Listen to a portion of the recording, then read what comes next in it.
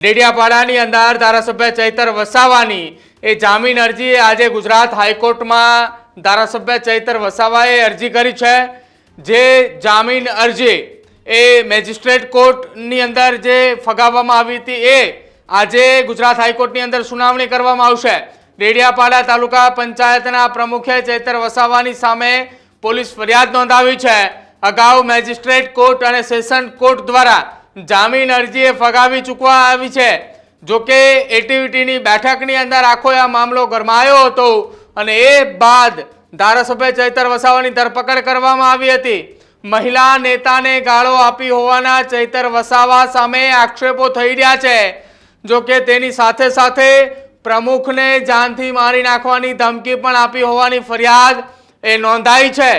Dediapada police મથકે આ ફરિયાદ નોંધાઈ હતી અને ત્યારથી અત્યાર સુધી એક હાઈ વોલ્ટેજ ડ્રામા સાથે આખી આ ઘટનાને લઈ હવે ગુજરાત હાઈકોર્ટની અંદર ચૈતર વસાવાની જામીન અરજીને લઈને સુનાવણી હાથ ધરવામાં આવશે।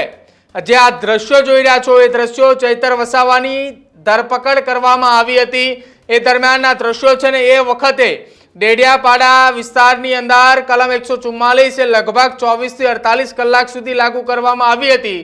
જો કે આખી આ ઘટનાના મામલે ડેડિયાપાડાની અંદર પ્રમુખ એ ભારતીય જનતા પાર્ટીના છે સંજય વસાવા, તેમની સામે કાચનો છૂટો ગ્લાસ ફેંકવાનો આરોપ અને જાનથી મારી નાખવાની વાત જે છે એ ફરિયાદની અંદર એ સંજય વસાવા દ્વારા લગાવવામાં આવી છે। સંજય વસાવાએ ચૈતર વસાવાની સામે જે ફરિયાદ દાખલ કરાવી છે એમાં મહિલા નેતાને ગાળો આપી હોવાની પણ વાતનો ઉલ્લેખ કરવામાં આવ્યો છે।